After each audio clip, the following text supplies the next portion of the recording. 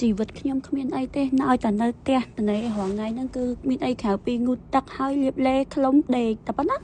ឥឡូវមកឲ្យអ្នកគ្នាមកមើលខ្ញុំងូតទឹកហ្មងតើស្អីគ្នាយើងមិនថាខ្ញុំមិនថាគេនិយាយទៅឲ្យតែនៅផ្ទះតនេះគឺ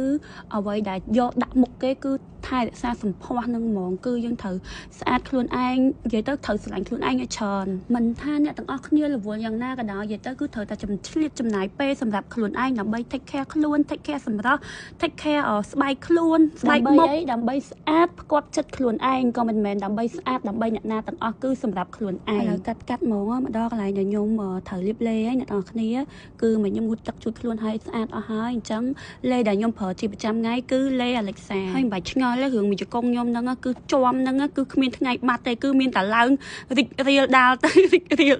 ច្រើនទៅគឺថាបុកឥតលហែបុកតុកបុកទូអីគឺ